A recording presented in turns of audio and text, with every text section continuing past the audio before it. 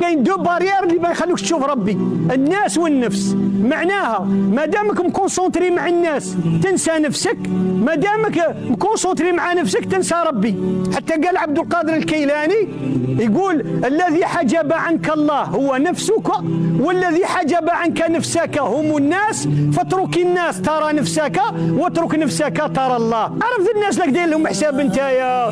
كاين اللي على خاطر الناس ماش باغي يعبد ربي، يضحكوا عليا، ينعتوا فيا، نولي نبرر طاردي، نولي نبان معشاو. هذا الناس من تشوفهم يتحاسبوا يوم القيامه تندب كما يقولوا بالدارجه، تقول هذو على خاطرهم ضيع الديني، هذا الخلق على يا ويلي ضيع الديني على خاطر هذا الخلق. ليتك تحلو والحياه مريره، ليتك ترضى والانام غضاب، ليت الذي بيني وبينك عامرون وبيني وبين العالمين خراب.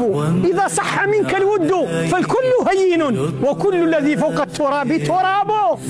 هذا تراب راه فوق تراب، هذا هو.